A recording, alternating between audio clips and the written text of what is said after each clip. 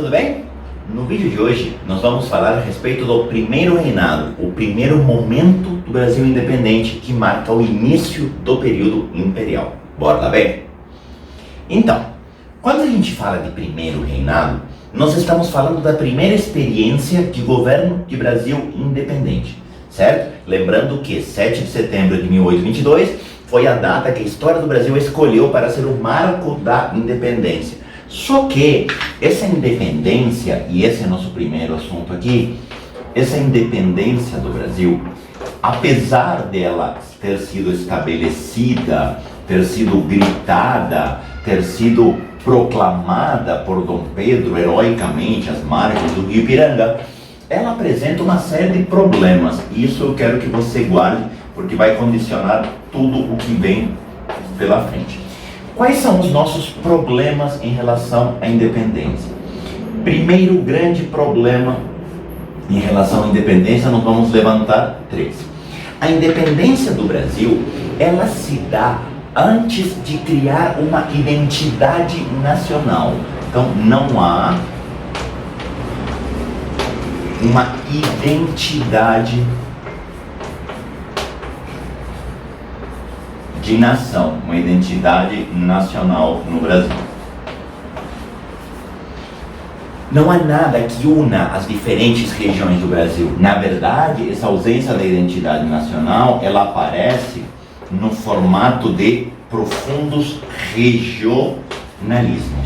O que existem no Brasil são interesses regionais diversos. Existem muitas realidades no Brasil. A realidade do norte é radicalmente diferente da realidade do sul. A realidade do nordeste empobrecido é radicalmente oposta da realidade do sudeste em franca expansão. Então, você tem uma diferença regional muito forte, até por conta da geografia do Brasil ser muito grande, e principalmente você não tem nada que una essas pessoas. Como, por exemplo, teria acontecido caso tivesse havido uma guerra de independência. O fato de não ter tido uma guerra de independência entre Brasil e Portugal não é que mudou completamente o rumo da história, não é que fez falta a guerra da independência, mas por outro lado, a guerra da independência teria criado um sentimento comum, nem que esse sentimento fosse de ranço em relação a Portugal, certo? Então, a falta da guerra faz com que não houvesse nada em comum e ficassem muito fortes esses interesses regionais. O Brasil é basicamente uma grande coxa de retalhos, certo? Uma grande coxa de interesses que alguém vai ter que amarrar de alguma forma. E principalmente, existe uma disputa muito forte entre o partido português e o partido brasileiro. Eu até sugiro que, caso você não tenha assistido o vídeo a respeito da regência de Dom Pedro I, você veja, não são bem partidos, mas esse grupo, os luso-brasileiros, tem um projeto de centralização política que é completamente oposto ao projeto de autonomia regional, o projeto quase federalista do Partido Brasileiro.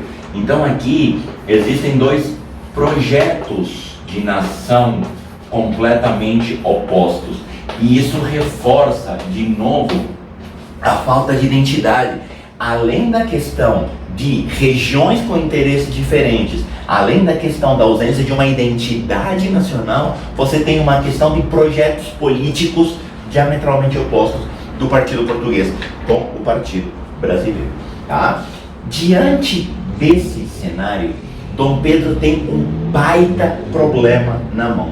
E esse problema vai aparecer muito rapidamente, ainda logo depois da proclamação da independência, quando se dá em 1823 a convocação para a primeira Assembleia Constituinte.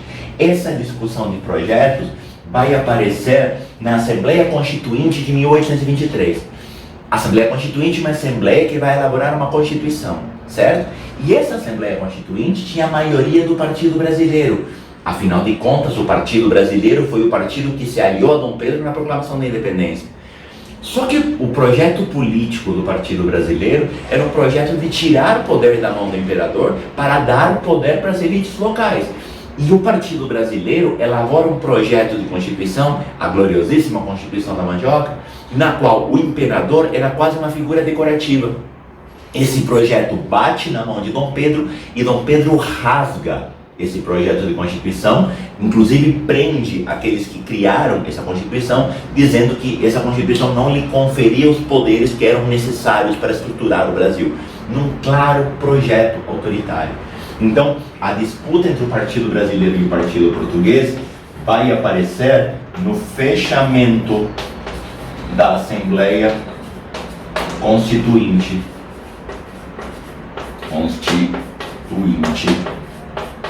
de 1823. Aliás, cuidado, você que adora dizer que o Brasil teve uma Constituição da Mandioca. Não, o Brasil não teve uma Constituição da Mandioca. O Brasil teve um projeto de Constituição, chamado Constituição da Mandioca, que nunca foi de fato aplicado, porque Dom Pedro o rasgou.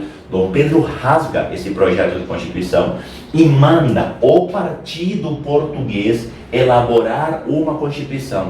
Os aliados políticos de Dom Pedro, vinculados ao Partido Português, vão elaborar uma Constituição, que essa de fato vai ser a primeira Constituição do Brasil. Tá? Diante dessas questões todas, as soluções encontradas para resolver esses embates vão passar por dois grandes elementos. Primeira solução: se não tem uma identidade nacional, se não tem nada que una, que ligue as diferentes regiões, vamos forjar isso através de uma figura. E essa figura vai se chamar Dom Pedro I. A primeira solução foi o autoritarismo de Dom Pedro.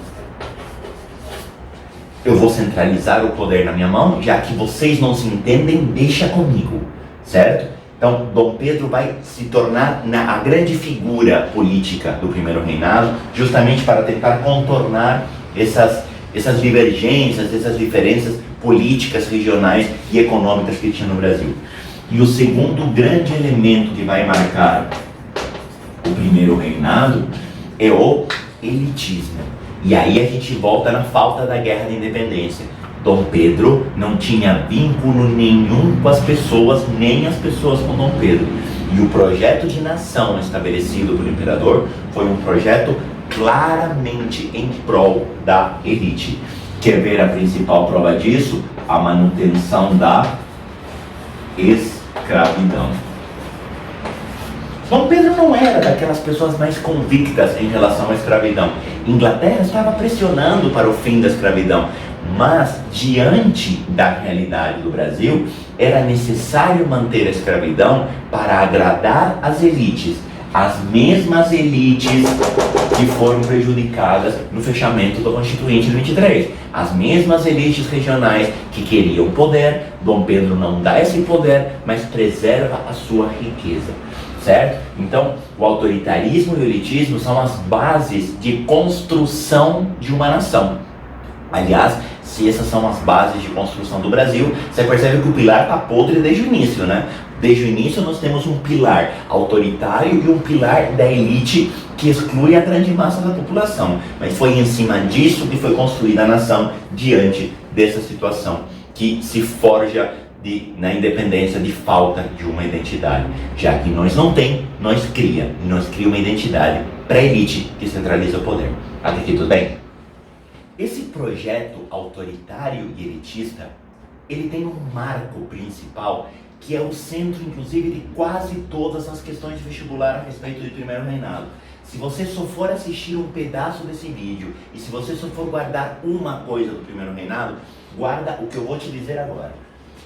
Em 1824,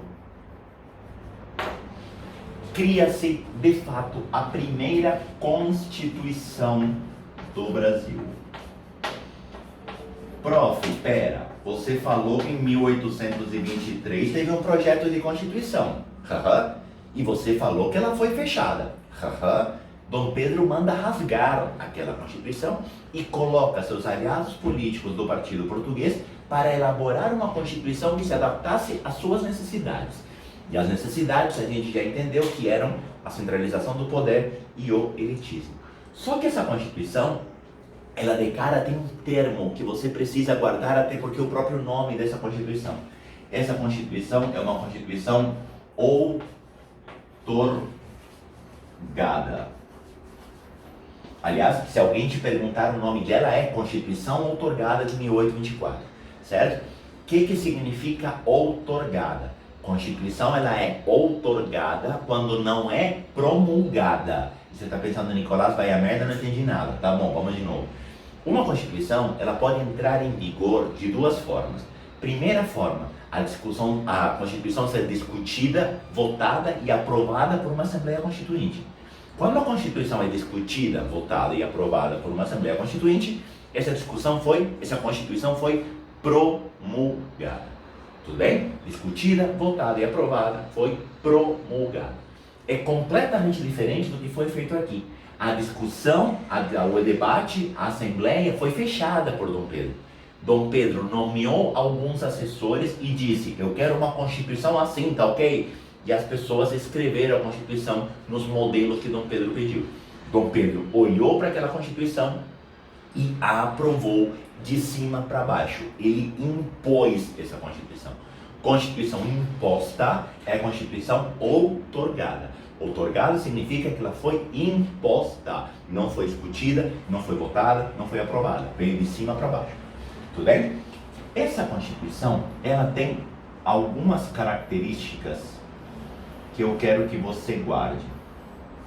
E tanto isso aqui é a parte mais importante da aula, que você vai ter uma lousinha só dela, até para você dar print e ficar olhando para ela com todo amor depois.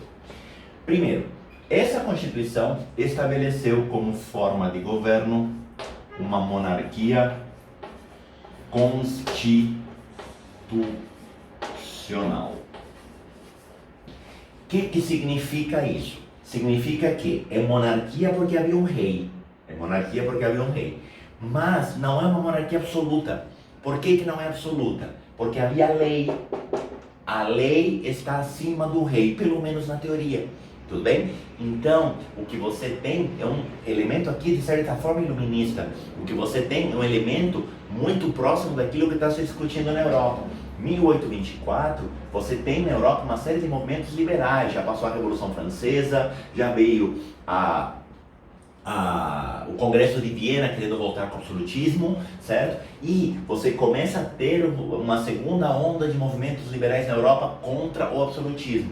Isso vai influenciar, inclusive Portugal tem problemas com isso. Isso vai influenciar a questão da forma de governo. Estabelece-se na teoria uma monarquia constitucional. Nicolás, por que você diz na teoria? Porque de certa forma a nossa monarquia constitucional era uma monarquia constitucional Kinder Ovo.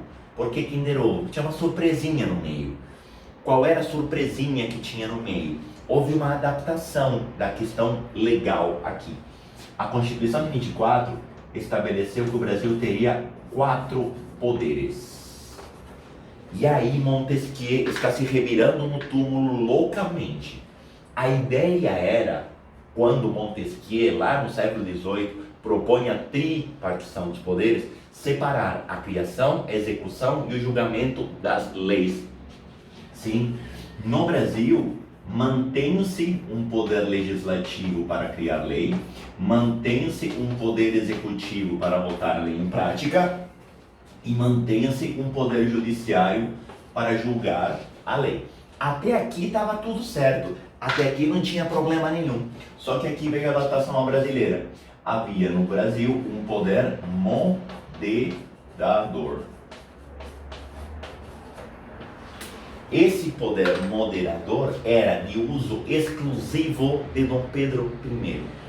E o poder moderador, ele tinha tinha prerrogativas de interferir nos outros poderes.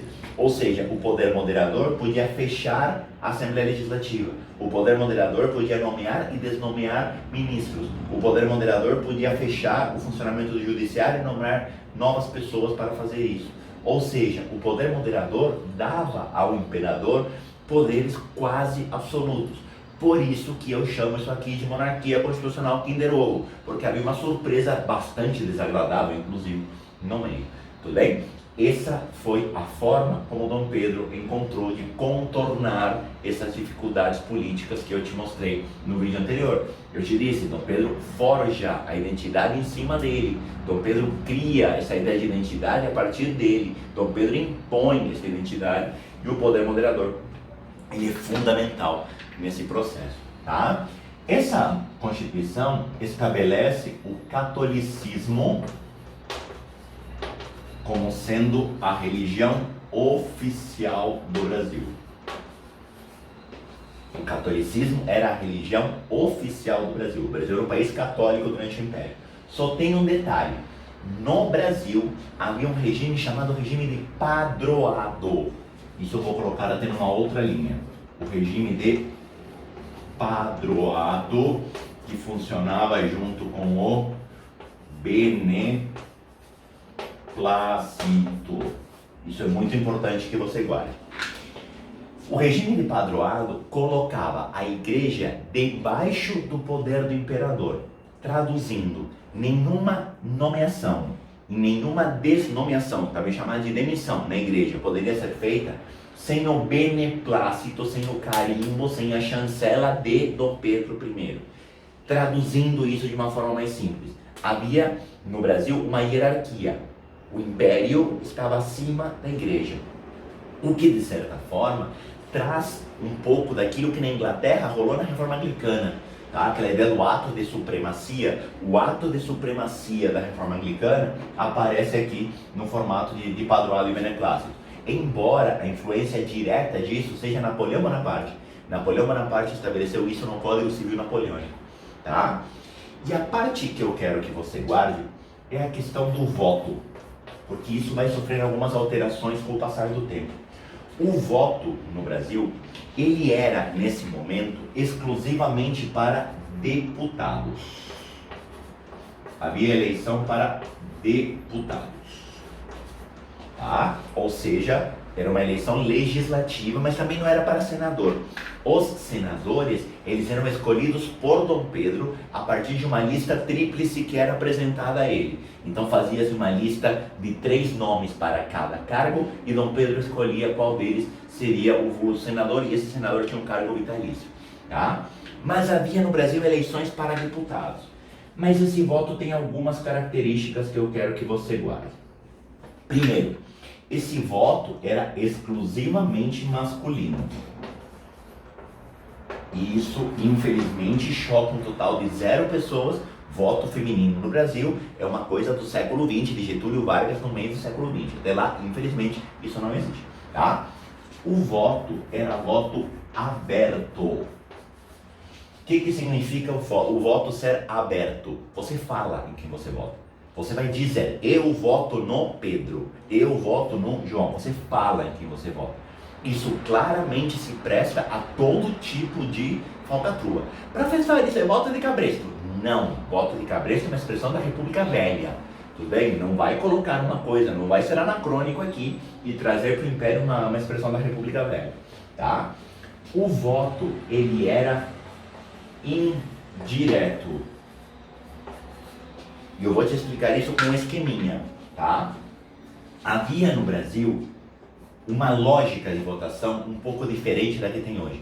Hoje você vai até a urna eletrônica, você digita lá o número e o voto vai automaticamente para algum candidato.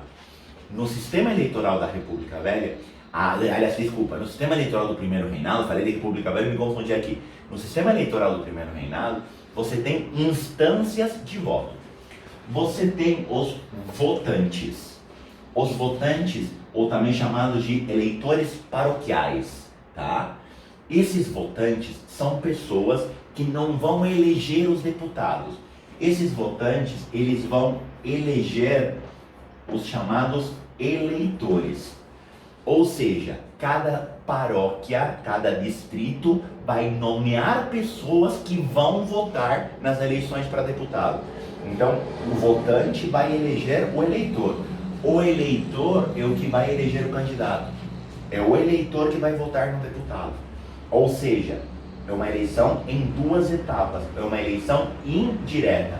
Forma-se um colégio eleitoral que vai eleger depois o deputado. É o sistema eleitoral dos Estados Unidos até hoje, tá? É o sistema eleitoral dos Estados Unidos até hoje, certo? Então, é uma eleição em etapas, certo? Só que aqui, obviamente, tinha uma sacanagem. Isso aqui não era simplesmente para atrapalhar o processo. O voto, ele era censitário. Nicolás, eu nunca ouvi falar dessa palavra. Tá bom, então eu te explico. Censitário, eu gosto de escrever assim. O que significa voto censitário?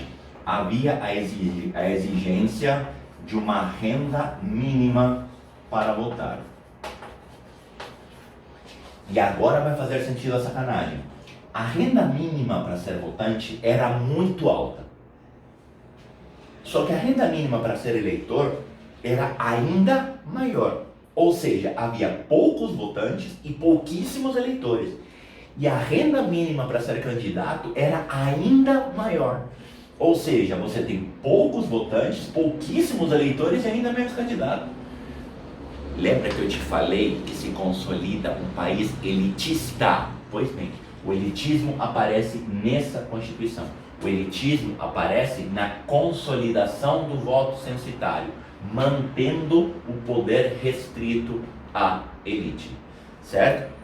Não precisa escrever, mas só para ninguém ficar em dúvida, essa Constituição, ela mantém a escravidão como sendo legítima. Nós já tínhamos discutido isso na primeira parte da aula. A escravidão, não por convicção, mas sim por necessidade do apoio, se manteve na Constituição, e a Constituição escreve claramente que a escravidão é legítima. É em cima dessas bases que a gente vai construir o primeiro reinado, e essa Constituição ela vai durar até a proclamação da República. Portanto, essa vai ser a nossa base legal de todo o período imperial. Até aqui tudo bem? Além da questão política, um dos grandes nós e um dos grandes problemas do primeiro reinado está na questão econômica do Brasil durante o primeiro reinado. Por quê? Vivia-se um período de violenta e profunda crise no Brasil. É só você lembrar que o ouro, que foi o último grande produto de exportação do tempo da colônia, ele se esgotou para o final do século XVIII e início do século XIX. A Inconfidência Mineira, 1789, marca talvez já o declínio final da mineração. É claro que continua tendo um pouco de exploração de ouro, mas é muito baixo, certo? Enquanto isso, não apareceu nenhum outro grande produto de exportação, como teve, por exemplo, com o açúcar. Então, é um período em que o Brasil vive um violento declínio de exportações. Declínio de exportações. O Brasil não produz nada, basicamente, que possa consolidar uma economia agroexportadora. Está começando a despontar um produto chamado café. Mas note o que eu te falei, está começando a despontar um produto chamado café na região do Vale do Paraíba, em São Paulo, e na região do Vale do Paraíba Fluminense, ou no sul fluminense. A região do Vale do Paraíba em São Paulo e a região do sul do Rio de Janeiro, que nada mais é do que a continuação da Dutra em direção ao Rio de Janeiro, é a região na qual se produz café. Mas ainda é algo incipiente, é algo que está começando a se consolidar como um produto importante. Só que o desenvolvimento do café tirou espaço de outras produções de subsistência, como por exemplo o trigo. Então, além disso, o Brasil vive nesse momento um momento de um altíssimo custo de vida. Alto custo de vida. Porque a produção de subsistência também sofre por conta de problemas climáticos e por conta desse desenvolvimento do café. E se desgraça pouca é bobagem, você tem, além de tudo, um problema sério, que é uma dívida no reconhecimento da independência. Dívida pelo reconhecimento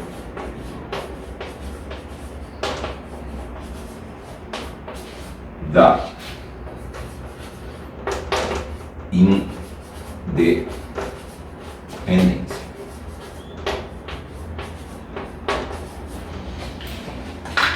você lembrar, se você reparar, eu não te falei de independência até agora. Eu falei dos problemas da independência, mas eu nunca te disse de fato quando se concretizou essa independência. A gente não carimbou essa independência até agora, certo? Portugal não reconheceu a independência do Brasil até 1826. Até 1826, Portugal não assinou de fato essa independência do Brasil. E no reconhecimento da independência, Portugal exigiu do Brasil um pagamento de 2 milhões de libras. O Brasil teria sua independência reconhecida por Portugal através de um pagamento de 2 milhões de libras para aceitar essa independência. O que, obviamente, o Brasil não tinha, tá? Diante disso, foi necessário recorrer à mamãe Inglaterra para que a Inglaterra emprestasse dinheiro para pagar o reconhecimento da independência. Ou seja, se desgraça pouco é bobagem, além de tudo, o Brasil precisa pagar a independência, o que vai dar mais uma porrada na já frágil economia imperial. E aí você percebe que a vida de Dom Pedro não está fácil. E aí você percebe que o Brasil já começou de uma forma meio atravessada. Por quê? Apesar do Brasil ser um país novo, toda aquela ideia do defensor perpétuo dos interesses do Brasil, toda aquela ideia do herói Dom Pedro, ela foi por terra muito rápido. Por quê? O grande aliado de Dom Pedro na independência foi o Partido Brasileiro. E o Partido Brasileiro detestou a estrutura política que se configurou no primeiro reinado. O Partido Brasileiro tem um projeto oposto ao projeto de Constituição. Só você lembrar que o Partido Brasileiro elabora o projeto de Constituição quando Dom Pedro rasga, em 1823. Então, começa a se fortalecer o movimento de oposição ao imperador. A oposição a Dom Pedro começa a ganhar áreas cada vez mais fortes. E eu vou separar essa oposição em dois lados. A oposição da elite e a oposição do povo, tá? A oposição da elite ao imperador está claramente associada ao autoritarismo de Dom Pedro. A elite não engoliu o projeto autoritário, a elite não engoliu a centralização política representada principalmente pelo poder moderador e pelo fechamento da Assembleia Constituinte de 23. Tá? Lembrando que foi esse partido brasileiro que foi o partido que apoiou a independência junto com Dom Pedro lá atrás. Ou seja, Dom Pedro traiu aqueles que o apoiaram no primeiro momento, certo? Só que por outro lado, você tem o povo. Você tem o povo que não fez parte da independência, você tem o povo que olhava para o imperador com desconfiança, lembrando que Dom Pedro é o herdeiro do trono português, que isso vai dar problema mais para frente, certo? E você tem um povo que não tem identificação alguma com o imperador. Mas, se a independência tivesse trazido benefícios para o povo, possivelmente essa relação de confiança teria sido estabelecida. Só que você tem toda a questão da fome, toda a questão da miséria e toda a questão da exclusão social que pega muito forte. Você está com um país em crise. Gente, o Brasil é o único país do mundo que nasce devendo 2 milhões de libras. O Brasil, ele nasce num buraco econômico. Então, as pessoas mais simples, aquelas que dependem do seu trabalho, aquelas que dependem do seu salário para comer, começam a perceber que o salário não dá. Ou seja, a situação de Dom Pedro, ela já é trágica de cara. Imediatamente após a independência, a oposição ao imperador é muito forte. Por quê? Porque Dom Pedro, na necessidade de consolidar o seu poder, se aliou ao partido português e adotou uma postura centralista, adotou uma postura autoritária. Essa postura autoritária de aliança com os luso-brasileiros vai fazer com que Dom Pedro rompa tanto com a elite local quanto com o povo. E isso começa a explicar por que o primeiro reinado ele é tão curto. Por que Dom Pedro I se sustenta no poder por apenas 9 anos? Quer ver? Essa instabilidade, essa oposição ao imperador, ela vai aparecer no formato de um novo tipo de revolta que vai aparecer no Brasil imediatamente após a outorga da Constituição de 24, como foi a Confederação do Equador. Por que eu estou utilizando de um novo tipo de revolta?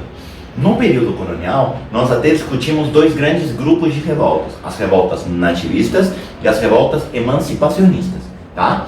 A partir de agora, vai começar a aparecer no Brasil, e isso vai durar durante todo o período imperial, um tipo de revolta que é de viés de separatismo. Ou seja, o foco agora não é mais romper uma relação colonial, o foco agora não é mais Portugal. Agora a separação vai se dar em relação ao Brasil. O projeto dessas revoltas separatistas é romper com o Brasil, se separar do Brasil. E a primeira delas é a chamada Confederação do Equador. Eu sei que você está enlouquecido, né? Professor, mas como assim? Como assim é do Equador e quer separar do Brasil? Quer dizer que o Equador tinha a ver com o Brasil? Prof, não estou entendendo. Calma. A Confederação do Equador não tem nada a ver com o país Equador. A Confederação do Equador se dá por estados do Brasil, províncias naquela época, próximas à linha do Equador.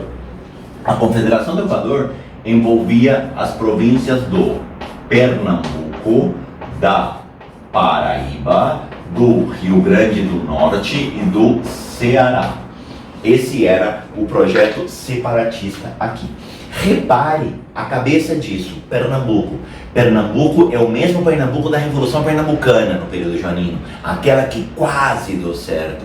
Pernambuco é o mesmo Pernambuco que sempre foi um centro de revoltas na história do Brasil, desde o período colonial, até por conta do legado de ter sido a primeira grande região ocupada, a questão da guerra com os holandeses e tudo mais, certo?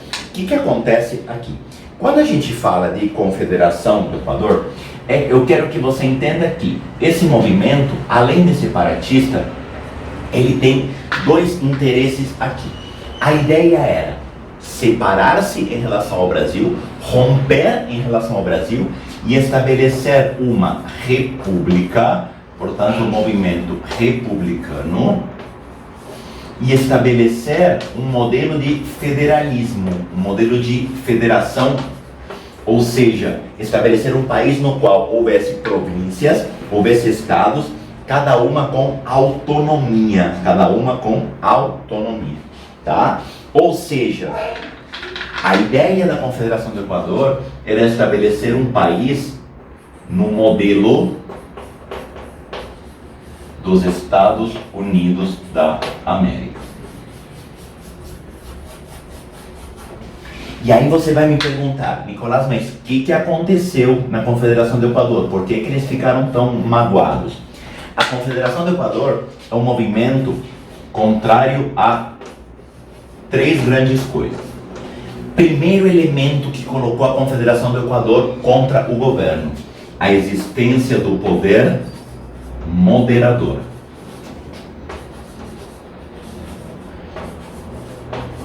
O poder moderador tira qualquer tipo de apoio de Dom Pedro, a não ser do partido português. O poder moderador, o autoritarismo presente no poder moderador, tira de Dom Pedro o apoio das outras elites que formavam o Partido Brasileiro e das outras elites regionais, certo? Então esse é o primeiro motivo. Segundo grande motivo de revolta da Confederação do Equador: a crise econômica vivida naquela região especificamente. Lembrando que a região Nordeste foi, durante o início do período colonial, a região mais rica. Quando o tempo vai passando, a região Nordeste vai perdendo esse status. Tudo bem? Então, você tem todo o pano de fundo da crise econômica. Mas tem um outro ponto que vai incomodar muito os confederados do Equador, que é o centralismo político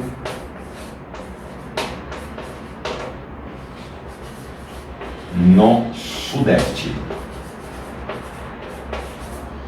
Lembram que eu disse para vocês que as diferenças regionais no Brasil são muito fortes?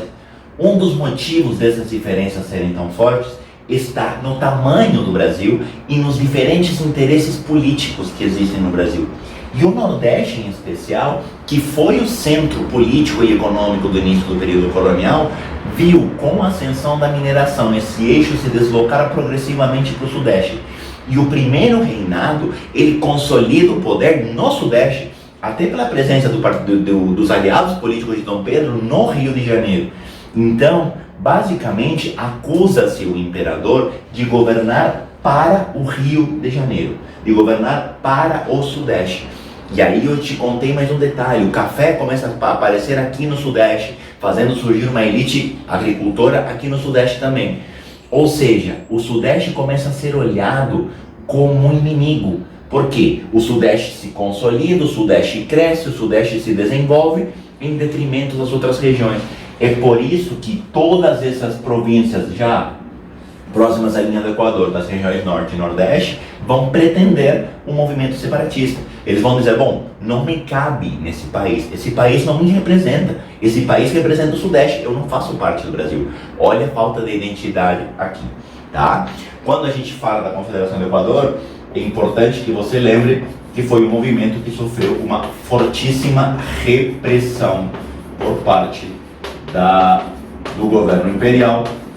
Os líderes foram presos e mortos e a Confederação do Equador acabou não chegando a atingir os seus objetivos, tá? Mas a Confederação do Equador é a primeira grande prova de que a falta dessa identidade nacional e os interesses difusos que havia para o Brasil causavam atritos quase incontroláveis e principalmente não havia nada que criasse esse sentimento de identidade no Brasil, começando a aparecer essa ideia de separatismo que vai estar presente no resto do período imperial.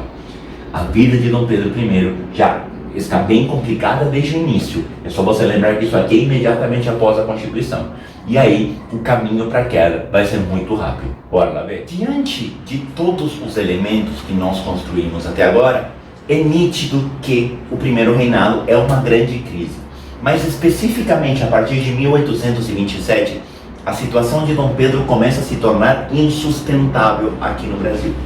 Isso está relacionado, primeiro, à falta de apoio político que Dom Pedro tem.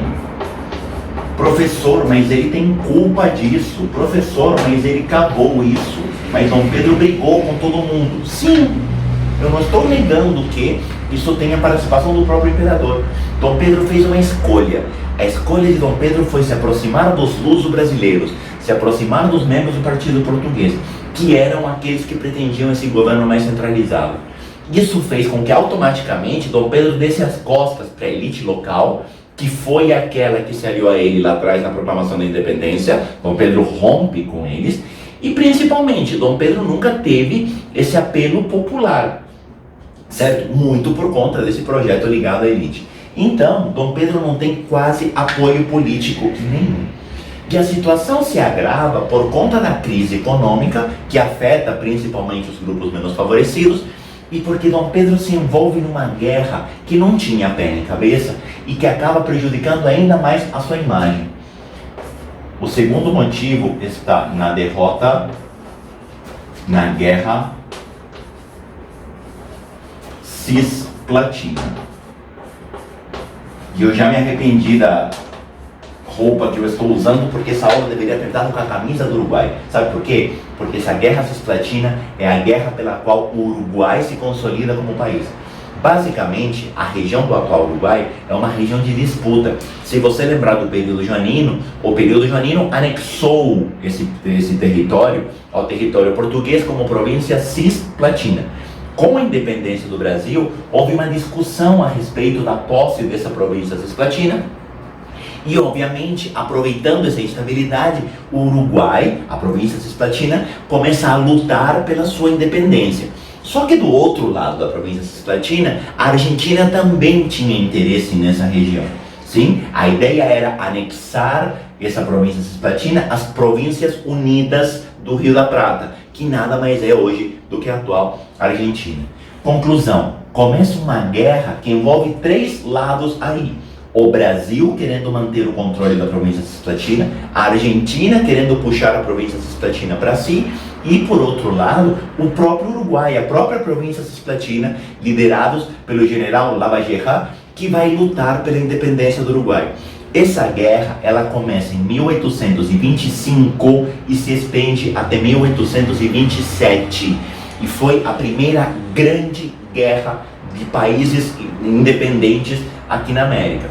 Você vai ter de um lado o Brasil, do outro lado a Argentina e do outro lado o Uruguai, lutando pela independência em relação ao Brasil, porque o Uruguai já tinha proclamado sua independência em relação à Espanha em 1825. Resultado, essa guerra provoca um desgaste enorme para o Brasil, porque não foi uma guerra simples, foi uma guerra que custou uma fortuna. E o pior de tudo, o resultado dessa guerra foi completamente desfavorável a Dom Pedro. Dom Pedro perde a província cisplatina e o Uruguai, muito por conta da ajuda inglesa, consegue consolidar a sua independência e se transforma na República Oriental do Uruguai, que existe até hoje com as fronteiras atuais. A Guerra Cisplatina, de certa forma, queima a imagem de Dom Pedro, porque Dom Pedro se envolve numa guerra sem fundamento. Ele não consegue explicar para as pessoas o motivo da guerra, até porque não tem. Dom Pedro gasta o dinheiro que não tem na guerra. A guerra custa uma fortuna e Dom Pedro vai lá e perde a guerra.